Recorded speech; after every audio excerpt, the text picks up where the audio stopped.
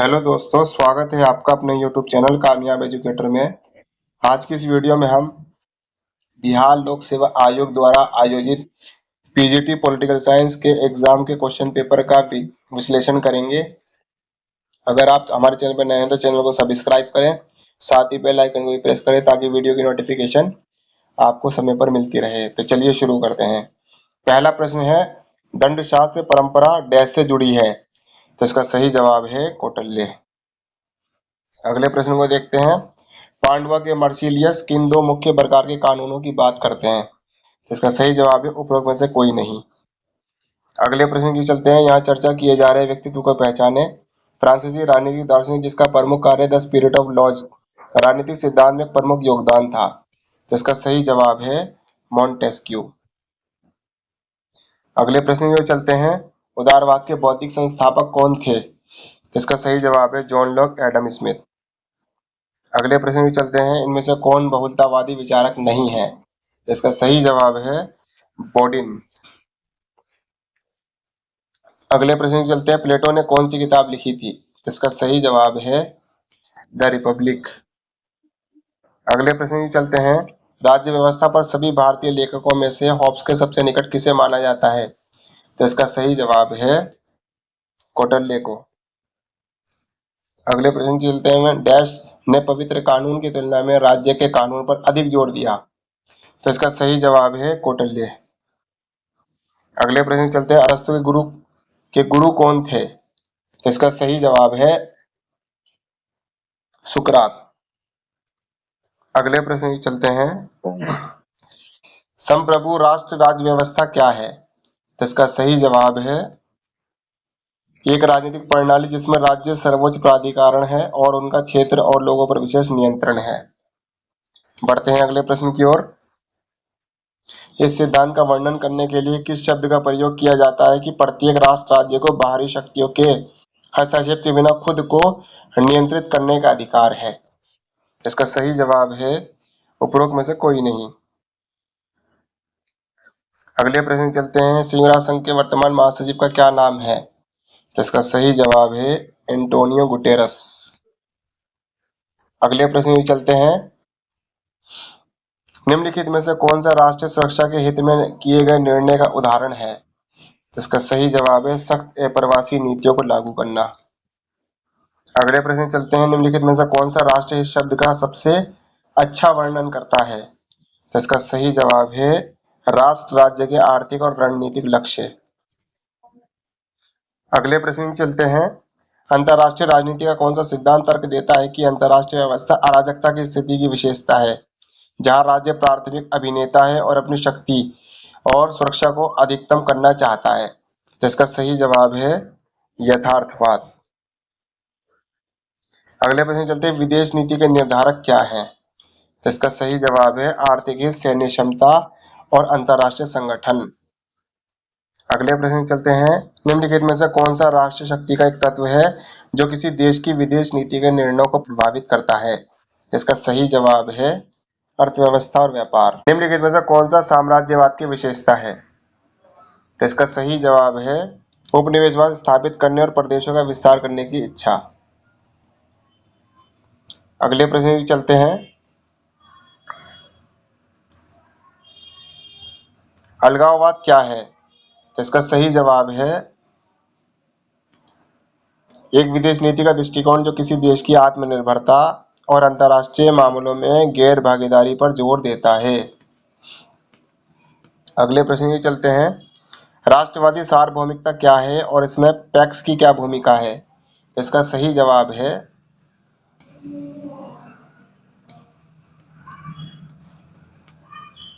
राष्ट्रवादी सार्वभौमिकता ये विश्वास है कि राष्ट्रों को पारस्परिक लाभ के लिए सहयोग करना चाहिए, जबकि पैक्स इस सहयोग से उत्पन्न शांति को संदर्भित करता है। बढ़ते अगले प्रश्न की ओर। निम्नलिखित में से कौन सा कथन चीन के मध्य साम्राज्य परिसर का सटीक वर्णन करता है? इसका सही जवाब है ये चीनियों द्वारा इस्तेमाल किए जाने वाला एक शब्द था जो इनके इस विश्वास का वर्णन करने के लिए था कि वे दुनिया के केंद्र थे। अगले प्रश्न चलते हैं। शीत युद्ध के दौरान सोवियत प्रभाव और विस्तारवाद को रोकने के उद्देश्य संयुक्त राज्य अमेरिका द्वारा अपनाई गई नीति को क्या कहा जाता है? तो इसका सही जवाब है ट्रूमैन सिद्धांत। अगले प्रश्न की ओर चलते हैं। बार्डूम सम्मेलन में अपनाया गया और पहले नाम में स्वीकार किया गया सिद्धांत नहीं था। तो इसका सही जवाब है शांतिपूर्ण सह अस्तित्व। अगले प्रश्न चलते हैं। शीत युद्ध शब्द सबसे पहले किसके द्वारा गढ़ा गया था? तो इसका सही जवाब है बर्नार्ड बरूक। अगले प्रश्न की ओर चलते हैं। राष्ट्र क्यों अंतर्राष्ट्रीय व्यापार करते हैं? इसका एक प्राथमिक कारण ये है। इसका सही जवाब है संसाधन सभी व्यापारिक देशों में समान रूप से वितरित नहीं है। अगले प्रश्न चलते हैं। वस्तु और सेवाओं में अंतर्राष्ट्रीय व्यापार का उपयोग कभी कभी निम्नलिखित किसी एक को छोड़कर सभी के विकल्प के रूप में किया जाता है। तो इसका सही जवाब है उपरोक्त में से कोई नहीं। अगले प्रश्न चलते हैं। सुरक्षा परिषद के गैर स्थायी सदस्य कितने समय के लिए चुने जाते हैं? इसका सही जवाब है 2 वर्ष के लिए। बढ़ते हैं अगले प्रश्न की ओर। किसी विशेष राष्ट्र के नागरिकों द्वारा निर्मित सेवाओं और उत्पादों के संयुक्त मूल्यांकन और उनकी संचयी संपत्ति की कीमत को दर्शाने के लिए अर्थशास्त्रियों द्वारा किस शब्द का इस्तेमाल किया जाता है? तो इसका सही जवाब है जीडीपी या सकल घरेलू उत्पाद। अगले प्रश्न की ओर चलते हैं। यहाँ हमने कुछ ऐसे उदाहरण रखे हैं जिन्हें आमतौर पर ऐसे परिदृश्य के रूप में संदर्भित किया जाता है जो सामान्य आबादी द्वारा किसी समुदाय की आर्थिक वृद्धि और विकास की व्याख्या करते हैं। ये विकल्प चुने जो विशेष रूप से आर्थिक वृद्धि की व्याख्या करते हों। तो इसका सही जवाब है उपरोक्त में से सभी। अगले प्रश्न चलते हैं। दक्षिण पूर्व एशिया में किस धर्म का व्यापक रूप से पालन किया जाता है? तो इसका सही जवाब है उपरोक्त में से कोई नहीं। अगले प्रश्न की ओर चलते हैं। निम्नलिखित देशों में से किस देश ने अप्रसार संधि पर हस्ताक्षर नहीं किए? इसका सही जवाब है भारत। अगले प्रश्न की चलते हैं। किसने भविष्यवाणी की थी कि परमाणु प्रौद्योगिकी बहुत आवश्यक होने जा रही है और ये न केवल बिजली क्षेत्र में बल्कि जीवन की बेहतरी के लिए अन्य सामाजिक उपयोगों के लिए? इसका सही जवाब है उपरोक्त में से कोई नहीं। अगले प्रश्न चलते हैं। ईस्टर्न टैरिफ, इसका सही जवाब है उपरोक्त में से कोई नहीं है। अगले प्रश्न चलते हैं। आपसी व्यापार को बढ़ावा देने और बनाए रखने और देशों के बीच आर्थिक सहयोग विकसित करने के लिए निर्देशित एवं स्वायत्त वाणिज्यिक नीति उपकरण को कहा जाता है मूल का प्रमाण पत्र। अगले प्रश्न चलते हैं। पहला परमाणु संयंत्र कहाँ स्थापित किया गया? इसका सही जवाब है ओबनिसिक, रूस। अगले प्रश्न की ओर चलते हैं। इनमें से किसने कहा कि प्रत्येक राज्य अपने अधिकारों से जाना जाता है जो वे बनाए रखता है? तो इसका सही जवाब है लास्की। अगले प्रश्न चलते हैं। किसने कहा जो कोई भी हिंद महासागर को नियंत्रित करता है वे एशिया पर हावी होता है? 21वीं सदी में दुनिया की नीति का फैसला पानी पर सागर पर होगा। तो इसका सही जवाब है अल्फ्रेड महान। अगले प्रश्न चलते हैं। ब्रिटिश साम्राज्य के तहत हिंद महासागर को कौन सा नाम नहीं दिया गया था? इसका सही जवाब है उपरोक्त में से कोई नहीं। अगले प्रश्न चलते हैं। संयुक्त राष्ट्र में हिंद महासागर को शांति क्षेत्र घोषित करने का प्रस्ताव कब पेश किया गया था? तो इसका सही जवाब है 1971 26वीं संयुक्त राष्ट्र महासभा में। अगले प्रश्न चलते हैं। इनमें से कौन सी विचारधारा का शब्द का प्रयोग सबसे पहले किया गया? इसका सही जवाब है डैश टू डी ट्रेसी। बढ़ते हैं अगले प्रश्न की ओर। संयुक्त राज्य अमेरिका की युद्धोत्तर विदेश नीति का प्राथमिक लक्ष्य क्या था? इसका सही जवाब है साम्यवाद के प्रसार को रोकने के लिए। अगले प्रश्न चलते हैं। भारत की विदेश नीति मुख्य रूप से किस सिद्धांत पर निर्देशित है? इसका सही जवाब है सामरिक स्वायत्तता। अगले प्रश्न की ओर चलते हैं। निम्नलिखित में से कौन भारत की लुक इस नीति का प्राथमिक उद्देश्य है? इसका सही जवाब है पूर्वी एशियाई देशों के साथ आर्थिक संबंधों को मजबूत करना। अगले प्रश्न की चलते हैं। तुलनात्मक राजनीति के अध्ययन का कौन सा दृष्टिकोण देश के ऐतिहासिक, सांस्कृतिक और सामाजिक संदर्भ को समझने के महत्व पर जोर देता है? इसका सही जवाब है उपरोक्त में से कोई नहीं। अगले प्रश्न में चलते हैं, निम्नलिखित में से कौन सा राष्ट्रपति शासन प्रणाली का उदाहरण है? इसका सही जवाब है मैक्सिको। अगले प्रश्न में चलते हैं, भारतीय संविधान की प्रस्तावना क्या है? इसका सही जवाब है संविधान का परिचय। अगले प्रश्न में चलते हैं, भारतीय संविधान में अनुच्छेदों की कुल संख्या है 395। अगले प्रश्न की ओर चलते हैं, अन्य सामाजिक विज्ञानों के साथ राजनीति विज्ञान का एकीकरण एक मूल सिद्धांत है। इसका सही जवाब है व्यवहारवाद का। अगले प्रश्न की ओर चलते हैं, किसने लोकतंत्र को सरकार का एक रूप जिसमें सभी का हिस्सा है के रूप में वर्णित किया है? तो इसका सही जवाब है उपरोक्त में से कोई नहीं। अगले प्रश्न में चलते हैं, भारत के किस पड़ोसी देश ने मार्च में 35.37% पर अधिक वार्षिक मुद्रास्फीति दर्ज की? इसका सही जवाब है पाकिस्तान। अगले प्रश्न में चलते हैं, संविधान सभा ने अपने विचार विमर्श की शुरुआत की थी? इसका सही जवाब है दिसंबर 1946। अगले प्रश्न में चलते हैं, जवाहरलाल नेहरू ने संविधान सभा में एक प्रस्ताव रखा जिसे वस्तुनिष्ठ संकल्प के रूप में जाना जाता है। सही जवाब है इसका उपरोक्त में से कोई नहीं। अगले प्रश्न में चलते हैं, किस तारीख को संयुक्त राष्ट्र महासभा ने मानव अधिकार की सार्वभौमिक घोषणा को अपनाया? सही जवाब है उपरोक्त में से कोई नहीं। अगले प्रश्न की ओर चलते हैं, कौन सा अनुच्छेद राज्य को किसी नागरिक के विरुद्ध सिर्फ धर्म, नस्ल, जाति और लिंग के आधार पर भेदभाव करने से रोकता है? सही जवाब है अनुच्छेद 15। अगले प्रश्न की चलते हैं, निम्नलिखित में से किस लेख का उल्लेख संविधान के अनुच्छेद 32 में किया गया है? तो इसका सही जवाब है उपरोक्त में सभी। अगले प्रश्न में चलते हैं, एक जिला कलेक्टर कार्यालय किसके द्वारा बनाया गया है? तो इसका सही जवाब है लॉर्ड वॉरेन हेस्टिंग्स। अगले प्रश्न में चलते हैं, राज्य की स्थापना और संचालन स्वयं ईश्वर द्वारा किया जाता है, यह कथन राज्य की उत्पत्ति के सिद्धांत का समर्थन करता है?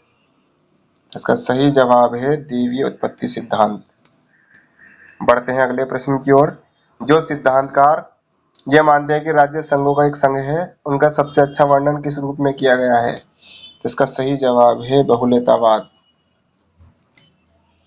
अगले प्रश्न की ओर चलते हैं, राज्य की उत्पत्ति के सिद्धांत में राजनीतिक चेतना एक कारक है, तो इसका सही जवाब है विकासवादी सिद्धांत का। अगले प्रश्न चलते हैं, राज्य श्रेष्ठ शारीरिक बल और शक्तिशाली द्वारा कमजोर को वश में करने का परिणाम है, ये कथन किससे संबंधित है? तो इसका सही जवाब है बल सिद्धांत। अगले प्रश्न की ओर चलते हैं, निम्नलिखित में से कौन सा राज्य की उत्पत्ति के बल सिद्धांत के संबंध में सही है? इसका सही जवाब है राज्य की उत्पत्ति के लिए बल ही एकमात्र जिम्मेदार कारक था। अगले प्रश्न में चलते हैं, राज्य एक आवश्यक बुराई है, ये कथन निम्नलिखित में से किसको संदर्भित करता है? इसका सही जवाब है राज्य का व्यक्तिवादी सिद्धांत। अगले प्रश्न में चलते हैं, निम्नलिखित राजनीतिक विचारकों में से कौन राज्य के उदारवादी सिद्धांत का प्रथम प्रतिपादक था? तो इसका सही जवाब है जॉन लॉक। अगले प्रश्न में चलते हैं, राज्य की उत्पत्ति के सामाजिक अनुबंध सिद्धांत के प्रमुख प्रतिपादकों के सही समूह की पहचान करें। तो इसका सही जवाब है हॉब्स, लॉक, रूसो। अगले प्रश्न में चलते हैं, किसने कहा राज्य एक वर्ग पर अत्याचार करने की मशीन से अधिक कुछ नहीं है? तो इसका सही जवाब है कार्ल मार्क्स। अगले प्रश्न की ओर चलते हैं, निम्नलिखित में से कौन सा जोड़ा सही सुमेलित नहीं है? तो इसका सही जवाब है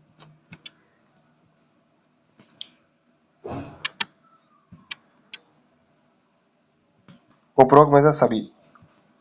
अगले प्रश्न की ओर चलते हैं, इनमें से किस चिंतक ने संप्रभुता के जर्नल विल में निहित होने की वकालत की है? इसका सही जवाब है रूसो। अगले प्रश्न की ओर चलते हैं, निम्नलिखित में से किसकी विशेषता अन्य एजेंटों घरेलू और विदेशी दोनों के साथ संबंधों में स्वतंत्रता है? तो इसका सही जवाब है संप्रभुता। अगले प्रश्न की चलते हैं, उस विचारक का नाम बताइए जिनको अक्सर अपनी पुस्तक में क्षेत्रीय संप्रभु सरकार को संदर्भित करने के लिए राज्य की अवधारणा का पहली बार प्रयोग करने का श्रेय दिया जाता है, और उस पुस्तक का शीर्षक बताइए। तो इसका सही जवाब है जॉन बोडिन, the six book of the Republic. अगले प्रश्न की ओर चलते हैं। ये कथन किसने दिया कि जिस संप्रभु को वकील पहचानता है उसके पीछे एक और संप्रभु होता है जिनके सामने कानूनी संप्रभु को झुकना चाहिए। तो इसका सही जवाब है डाइसी। अगले प्रश्न की ओर चलते हैं। निम्नलिखित में से किस राजनीतिक दार्शनिक ने संप्रभुता की अवधारणा को खारिज कर दिया? तो इसका सही जवाब है हैरोल्ड लास्की। अगले प्रश्न की ओर चलते हैं। पूना समझौता इनमें से किस नेता से संबंधित है? इसका सही जवाब है अंबेडकर और महात्मा गांधी। अगले प्रश्न की ओर चलते हैं। भारत में पहली बार सांप्रदायिक प्रतिनिधि की शुरुआत किसके द्वारा की गई थी? इसका सही जवाब है पार्लियामेंटो सुधार 1909। अगले प्रश्न की चलते हैं। निम्नलिखित में से कौन सा कारक भारत में सांप्रदायिकता के लिए उत्तरदायी है? तो इसका सही जवाब है उपरोक्त में सभी। अगले प्रश्न की ओर चलते हैं। जम्मू और कश्मीर पुनर्गठित अधिनियम 2019 निम्नलिखित में से किस भारतीय प्रशासित केंद्र शासित प्रदेश का निर्माण करता है? तो इसका सही जवाब है उपरोक्त में सभी। अगले प्रश्न की ओर चलते हैं। जाति, समुदाय और राजनीतिक लामबंदी का प्रमुख आधार है। तो इसका सही जवाब है जातिवाद। अगले प्रश्न की ओर चलते हैं। भारत सरकार ने किसकी पहचान के मानदंड निर्धारित करने के लिए काका कालेलकर आयोग की नियुक्ति की? तो इसका सही जवाब है सामाजिक और शैक्षिक रूप से पिछड़े वर्ग। अगले प्रश्न की ओर चलते हैं। रजनी कोठारी द्वारा अपनी पुस्तक कास्ट इन इंडियन पॉलिटिक्स में दिया गया मुख्य तर्क ये है। सही जवाब है जातीय संगठनों ने ब्याज एकत्रीकरण के माध्यम से लोकतांत्रिक राजनीति को आगे बढ़ाने में मदद की। बढ़ते हैं अगले प्रश्न की ओर। मंडल आयोग को आधिकारिक तौर पर किस नाम से जाना जाता है? तो इसका सही जवाब है सामाजिक और शैक्षणिक रूप से पिछड़ा वर्ग आयोग। अगले प्रश्न की ओर चलते हैं। राजनीतिक दलों का गठन और चुनावों के दौरान जाति आधार पर टिकटों का आवंटन क्या दर्शाता है? तो इसका सही जवाब है जातिवाद। तो दोस्तों ये था हमारा बिहार लोक सेवा आयोग द्वारा आयोजित पीजीटी पॉलिटिकल साइंस के एग्जाम के क्वेश्चन पेपर का विश्लेषण। अगर आप और भी विश्लेषण वाली वीडियो देखना चाहते हैं तो हमारे चैनल को लाइक करें, शेयर करें, सब्सक्राइब करें, साथ ही बेल आइकन को भी प्रेस करें ताकि वीडियो की नोटिफिकेशन आपको समय पर मिलती रहे। तब तक मिलते हैं अगले वीडियो में। धन्यवाद।